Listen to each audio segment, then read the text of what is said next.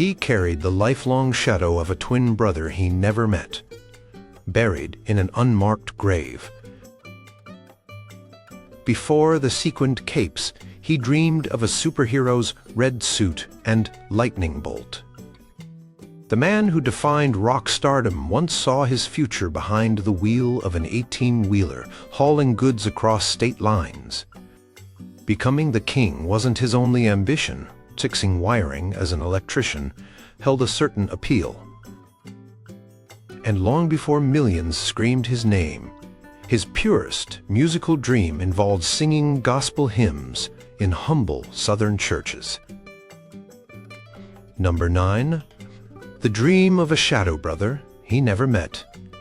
January 8, 1935. East Tupelo, Mississippi. In a tiny two-room shotgun shack hammered together by his father, Vernon, a young mother named Gladys Presley, went through a difficult labor. She was expecting twins. The first boy, Jesse Garon Presley, was delivered stillborn at 4 a.m. 35 agonizing minutes later, the second boy arrived, pink and screaming, Elvis Aaron Presley. The relief was immense, but the loss was immediate and profound. Jesse was buried the next day in an unmarked grave in the Priceville Cemetery nearby. Gladys, already deeply devoted, became fiercely, almost overwhelmingly protective of her surviving son.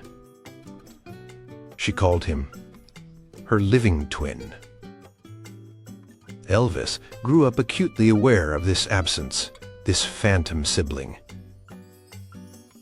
It wasn't a dream in the aspirational sense, but a constant, quiet presence, the dream of what might have been, the dream of not being entirely alone from the very first breath. He reportedly talked about Jesse throughout his life, sometimes feeling a connection, sometimes a profound emptiness. Gladys often told Elvis he had the strength of two boys, the living one and the one who passed. This deep foundational experience of loss and intense maternal focus shaped the boy. Elvis was sensitive, deeply attached to his mother, perhaps carrying a unique sense of solitude even when surrounded by others later in life. The dream wasn't about fame or fortune. It was the unspoken, impossible dream of knowing the brother who shared the womb, but not the world. He carried that shadow, the memory of Jesse Garon, for his entire 42 years. The middle name, Aaron, sometimes later spelled Aaron, was a constant reminder of that shared beginning and solitary survival. Number 8. The dream of Zap. Pow! Becoming Captain Marvel Jr. Long before he donned flamboyant jumpsuits and capes that hinted at superheroics, Elvis Presley was captivated by a different kind of caped crusader. Captain Marvel Jr. Growing up poor in Tupelo and later Memphis, comic books were a cheap and thrilling escape. Elvis devoured them, but one hero stood out above Superman or Batman. Captain Marvel Jr., the alter ego of crippled newsboy Freddie Freeman, resonated deeply. Freddie, an ordinary, vulnerable kid, granted extraordinary powers by shouting Captain Marvel, was relatable. He wasn't an alien or a billionaire. He was an underdog who transformed into something powerful and admired. Elvis collected Captain Marvel Jr. comics religiously. Friends recalled him reading them intently, perhaps seeing a reflection of his own desires, a shy, somewhat awkward boy wishing for a spark of magic, a way to become someone else, someone strong and confident. The visual style of Captain Marvel Jr., the slicked-back dark hair with a little forelock falling onto the forehead, the half-cape draped over one shoulder, the bright colors, the lightning bolt insignia, seems almost prophetic in retrospect. biographers, and observers have noted the uncanny resemblance between the comic book hero's look and Elvis's eventual stage style, particularly the distinctive haircut and the iconic jumpsuits with their high collars and capes. Did he consciously model his look on his childhood hero? It's impossible to say definitively, but the visual parallels are striking. For a boy who felt like an outsider, who was sometimes picked on for being a mama's boy, the dream of transforming into a powerful, admired figure like Captain Marvel Jr., even just in his imagination, while reading under a dim Mississippi light, must have been a potent fantasy. It was a dream of power, recognition, and escape, channeled through the colorful panels of a 10-cent comic book. Number 7.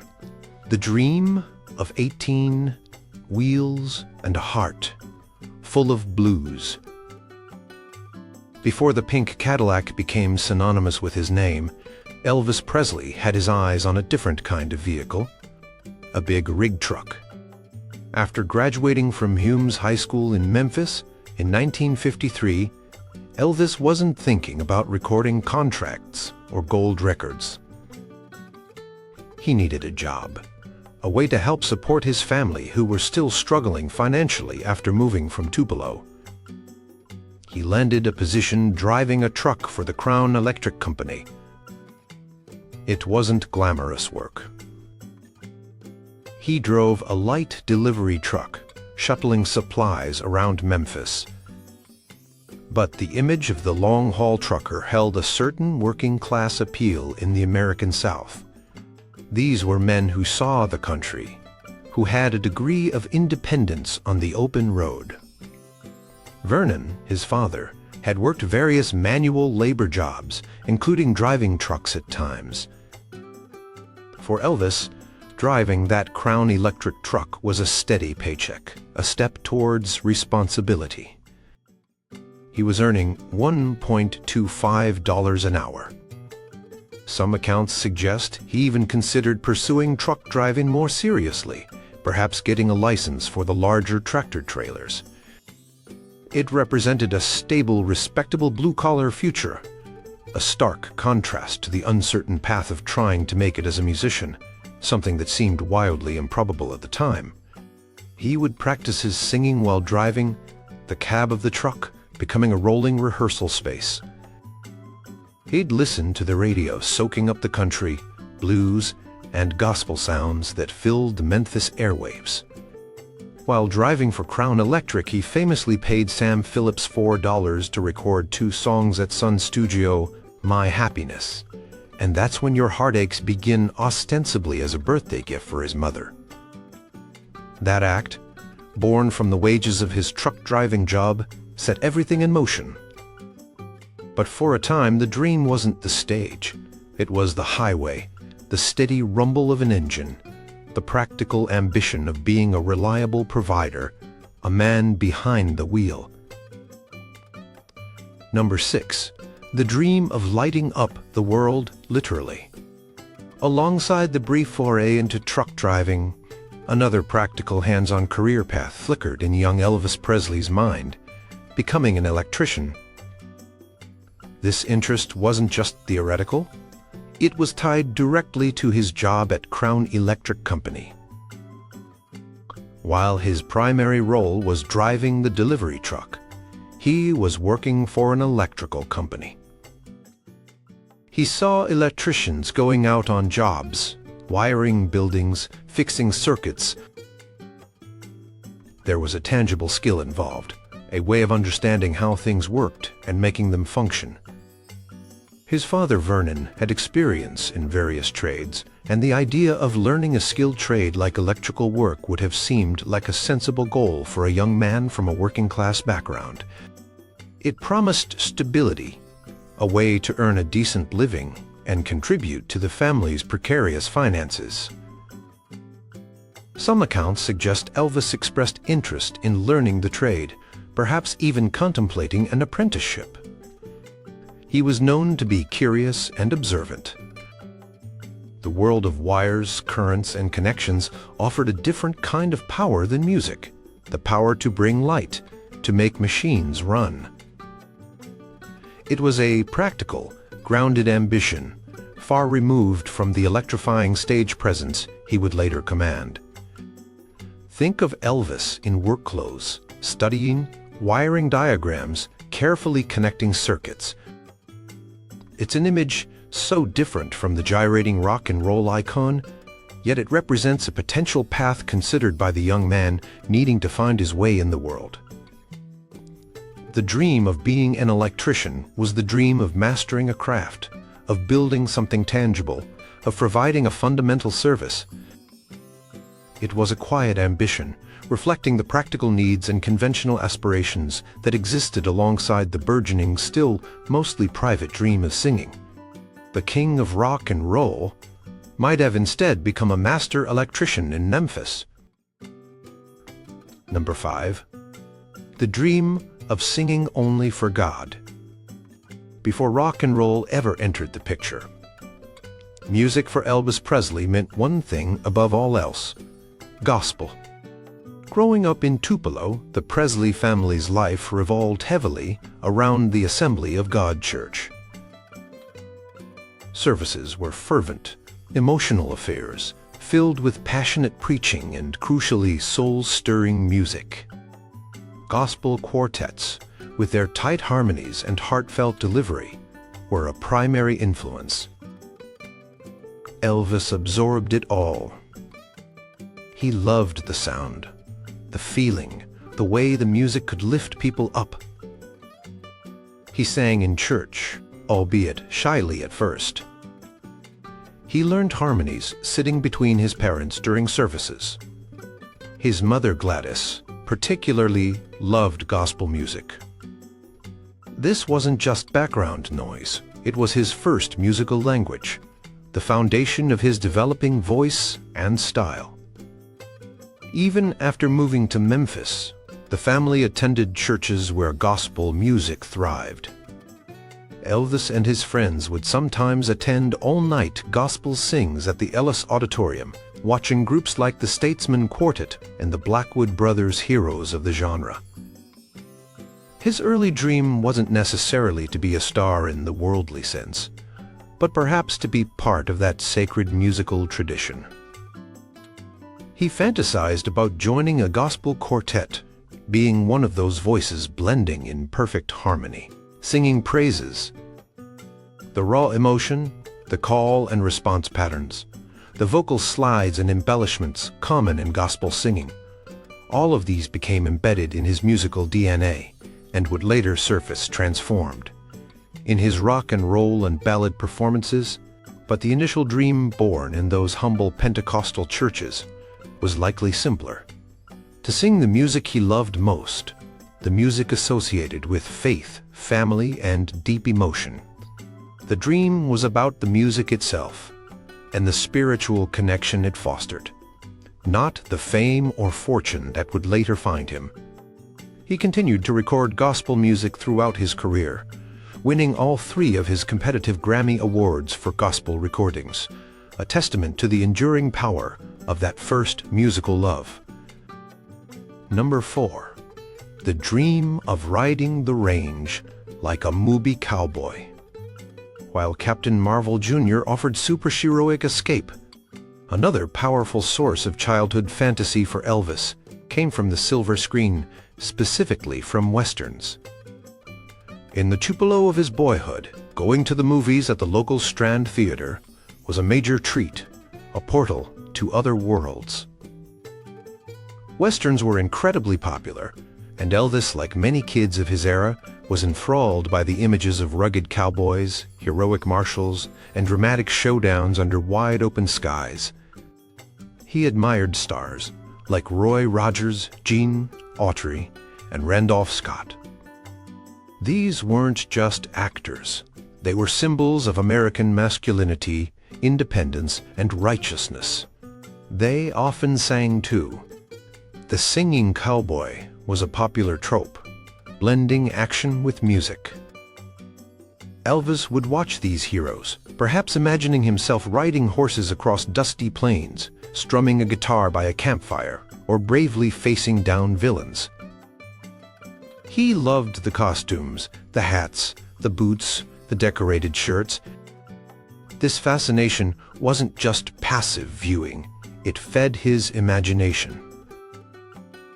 It was a dream of adventure, heroism, and perhaps a certain kind of performance. He saw these figures being admired, being the center of attention in a way that contrasted sharply with his own shy nature.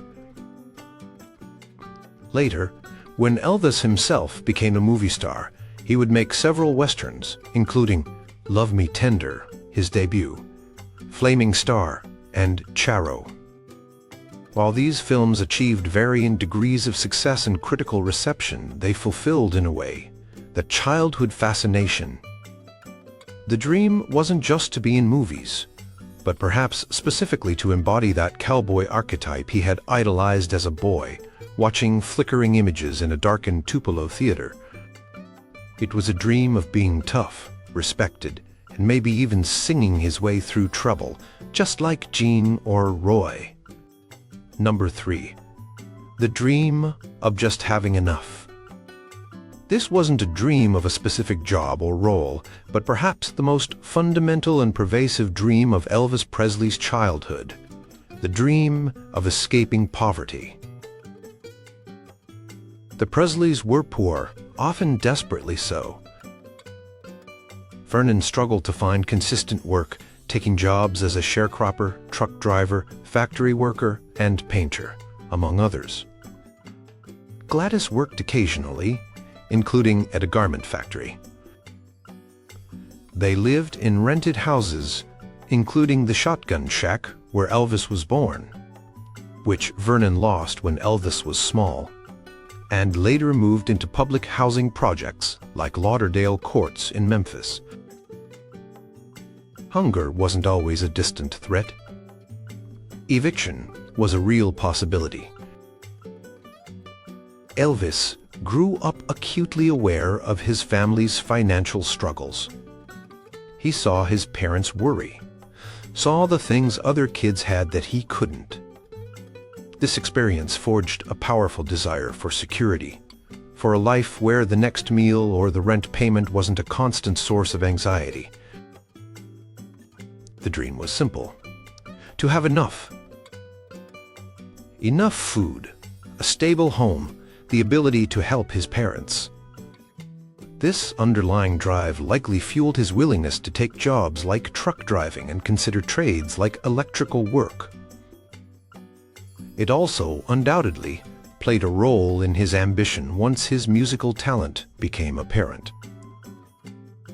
The later extravagance, the cars, Graceland, the generosity towards friends and family, even strangers, can be seen in part as a reaction to that early deprivation.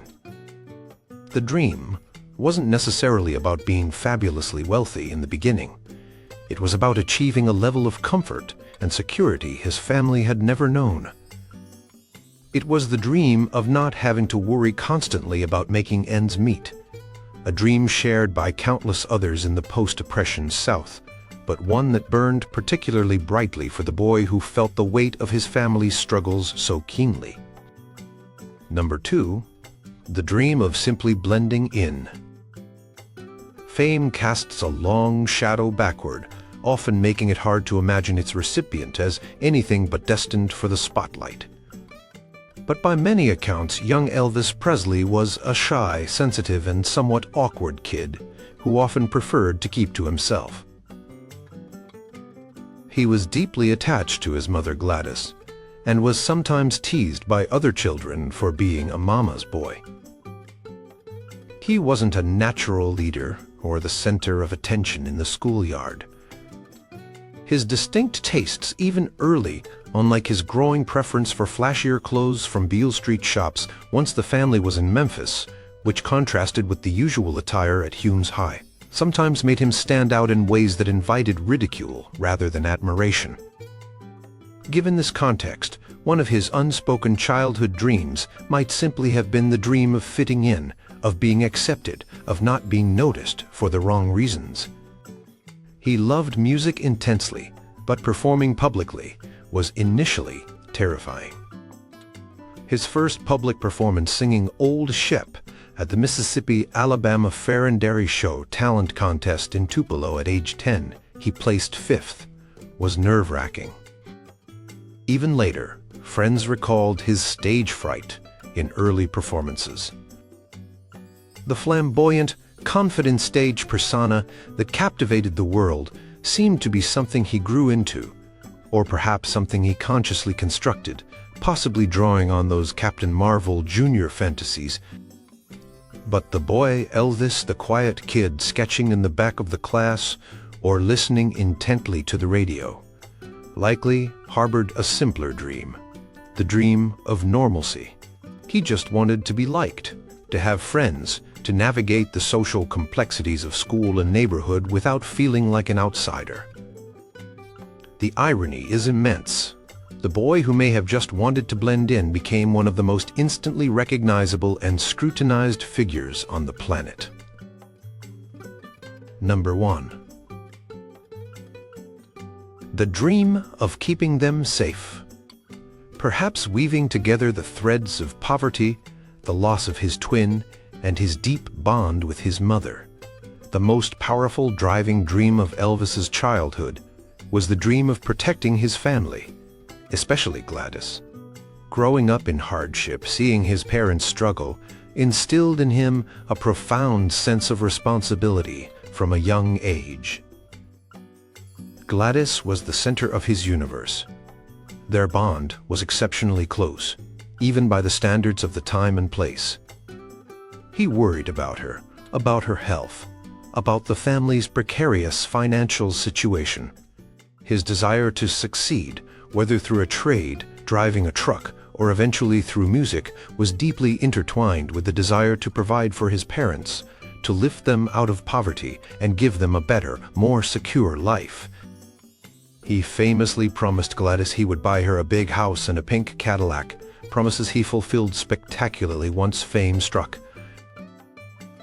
This wasn't just about material possessions.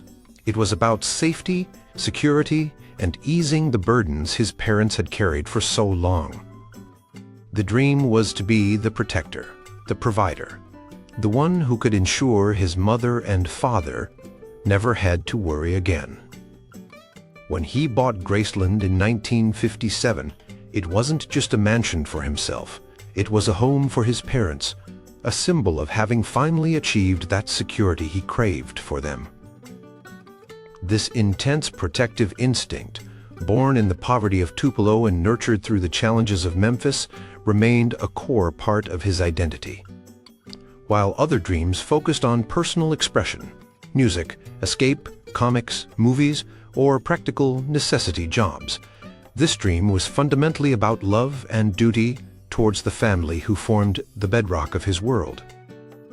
It was the dream of a devoted son wanting more than anything to make life safe and comfortable for the people he loved most.